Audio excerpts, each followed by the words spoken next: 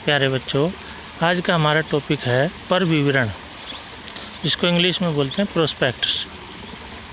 पर विवरण क्या है? जब भी कोई सार्वजनिक कंपनी बाज़ार से पैसा एकत्रित करने के लिए, पूंजी एकत्रित करने के लिए अपने अंश या ऋण पत्र या बॉन्ड को बेचने कोई प्रलेख तैयार करती है, प्रपत्र तैयार करती है, जिसको पढ़कर पब्लिक, जनता कंपनी के ऋण पत्र, कंपनी का अंश खरीदती है और कंपनी को पूंजी प्राप्त होती है, तो उस प्रपत्र को पर विवरण कहते हैं। अर्थात पर विवरण से आशय किसी ऐसे पर विवरण, परिपत्र, विज्ञापन या प्रलेख से है जिसके द्वारा एक कंपनी अपने अंशों का या ऋण पत्रों का क्रय करने के लिए जनता को आमंत्रित करती है। अर्थात पर विवरण एक ऐसा प्रपत्र है जो जनता को कंपनी की अंश पूंजी एवं ऋण पत्र क्रय करने के लिए आमंत्रित करता है। जनता से निक्षेप आमंत्रित करने वाले निमंत्रण को ही पर विवरण माना जाता है। ये थी पर विवरण की परिभाषा। अर्थात जब भी कोई कंपनी अपने शेयर, अपने अंश पब्लिक को बेचेगी, पब्लिक उस अंश या शेयर को खरीदने के लिए कंपनी का प्रोस्पेक्ट्स, कंपनी का पर विवरण सबसे पहले देखेगी। अर्थात किसी भी कंपनी के प्रोस्पेक्टर में, पर विवरण में कंपनी की संपूर्ण जानकारी होती है कि कंपनी का हिस्ट्री क्या है, कंपनी क्या व्यवसाय कर रही है और कंपनी जो है भविष्य में क्या करने वाली है। इन सभी चीज़ों की जानकारी पर विवरण पत्र में होती है। तो पर विवरण पत्र किसी भी कंपनी के लिए बहुत महत्वपूर्ण है। इसकी कुछ विशेषताएं हैं। क्या क्या विशेषताएं हैं? जैसे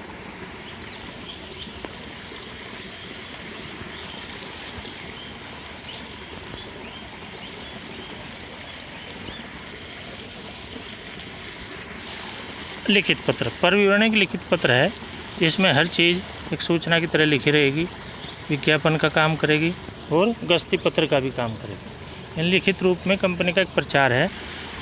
दूसरा, जनता को निमंत्रण। पर विवरण पत्र का अभिप्राय या तात्पर्य जनता को निमंत्रण देना होता है, जनता से पैसा करना होता है, उसको ही पर विवरण पत्र कहते हैं। पर विवरण पत्र के उद्देश्य क्या क्या हैं? अंश या ऋण पत्रों को खरीदने के लिए जनता को आमंत्रित करना, उन शर्तों का लिखित विवरण रखना जिन पर अंश या ऋण पत्र खरीदने के लिए जनता को आमंत्रित किया गया है। अर्थात उन सभी शर्तों का उसमें उल्लेख होना आवश्यक है जिनकी शर्तों के आधार पर ऋण पत्र या अंश खरीदने के लिए जनता को आमंत्रित किया गया हो।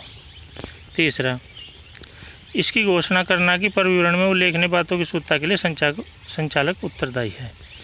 पर विवरण पत्र यह भी घोषणा करता है कि उसमें जितने भी बातों का विवरण विस्तार पूर्वक किया गया है उन सभी के लिए कंपनी का संचालक उत्तरदायी होगा।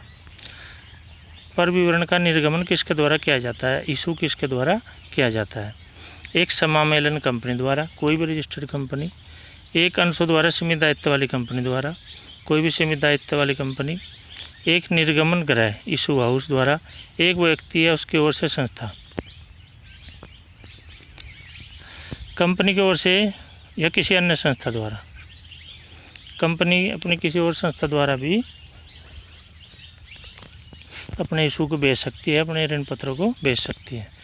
पर विवरण की विशेष सामग्री। पर विवरण की विशेष सामग्री क्या क्या है? नंबर 1, इसमें कंपनी का नाम, उद्देश्य, सीमा नियम पर हस्ताक्षर करने वालों के नाम। इसमें कंपनी का नाम, उसका स्थान कहाँ है, वह क्या व्यवसाय करती है और सीमा नियम पर कितने लोगों के हस्ताक्षर हैं, उन सब की जानकारी होती है। दूसरा, अंश पूंजी संबंधी सूचना। कंपनी के पर विवरण पत्र में कंपनी के अंश पूंजी संबंधी संपूर्ण जानकारी होती है कि कंपनी के पास कुल कितनी पूंजी है, निर्गत की जाने वाली अंश पूंजी कितनी है, उसके जो अंश हैं उनकी कितनी संख्या है, क्या क्या अंश हैं और कम से कम कितना अंश कोई आदमी खरीद सकता है। विभिन्न प्रकार से अंशधारियों के मताधिकार, जो उसके अंशधारी हैं, जिन्होंने उसके अंश खरीदे हैं, उनके क्या क्या अधिकार हैं। पहले जितने भी अंश कंपनी ने निर्गत किए हैं, इशू किए हैं, उनकी कितनी संख्या है, उनकी तिथि क्या है। जो आवेदन पर इशू किए गए हैं उनके आवेदन की तिथि क्या है, विधि क्या है, आवंटन की विधि क्या है। प्रत्येक अंश पर दिए जाने वाली प्रीमियम की धनराशि, जो अंश पर कोई प्रीमियम है तो वो क्या है, अगर है तो यदि अंशों व ऋण पत्रों के निर्गमन पर कोई छूट या कमीशन अगर कंपनी ने दिया है तो उसका विवरण, प्रवर्तकों तथा संचालकों को दिए जाने वाले अंशों की संख्या, कंपनी की संपत्ति, इनके हित का विवरण, ये सभी जानकारी पर विवरण पत्र में होती है। प्रार्थना सूची खोलने का समय आदि।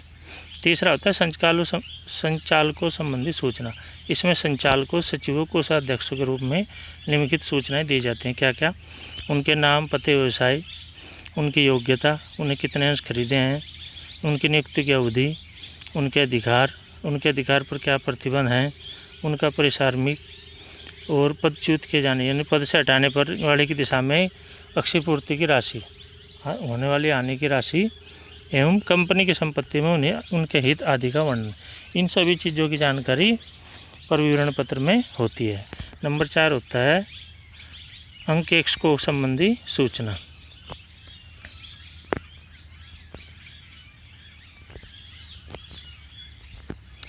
इसमें अंकशेषों के संबंध में सूचना, अंकशेष बोलते हैं ऑडिटर, निरीक्षणकर्ता, कंपनी का ऑडिट कौन कौन कर रहा है, कब कब होगा, उन सब की जानकारी इसमें दी होती है। उनके नाम, पते, उनको कितना पैसा दिया जा रहा है, वह स्थान जहाँ समय कंपनी को वही होगा निरीक्षण, वह स्थान जहाँ पर कंपनी का ऑडिट या निरीक्षण होगा। नंबर 5 अभिगोपन संबंधी सूचना। अभिगोपन बोलते हैं किसी को अंश बेचना और वो अंश खरीदता है तो इस प्रक्रिया को बोलते हैं अभिगोपन।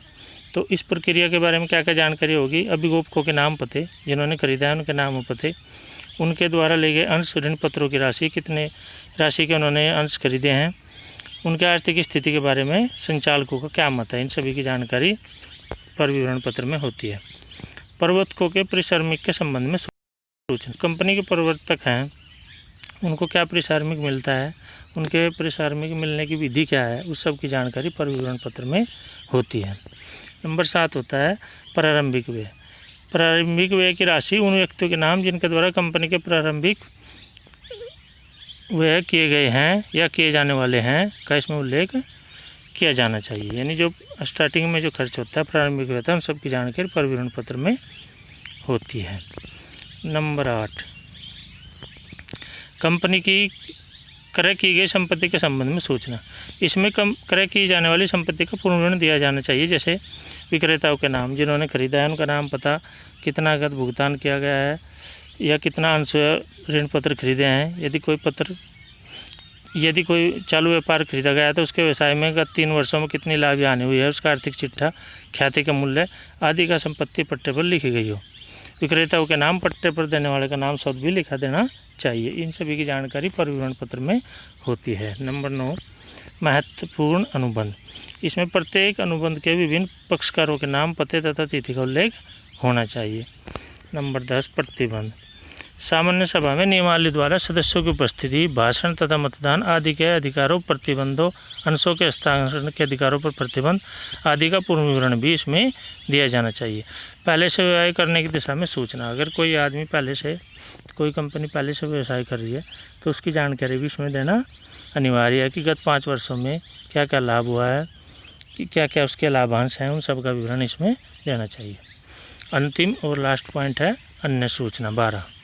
जनता को आकर्षित करने के लिए यदि कोई अन्य सूचना उचित समझी जाए तो उसका विवरण भी पर विवरण में दिया जा सकता है, जैसे पुराने अंशों व ऋण पत्रों की स्थिति की सूचना, संचित कोषों व लाभों के पूंजीकरण की सूचना, संपत्ति के पुनर्मूल्यांकन के कारण उत्पन्न आधिक्य की सूचना एवं स्थिति विवरण तथा लाभ हानि खाते के निरीक्षण के स्थान तथा समय की सूचना आदि। तो ये सभी चीज़ें जो हैं पर विवरण पत्र में विद्यमान होती है। ये पर विवरण पत्र की विशेष सामग्री है। धन्यवाद।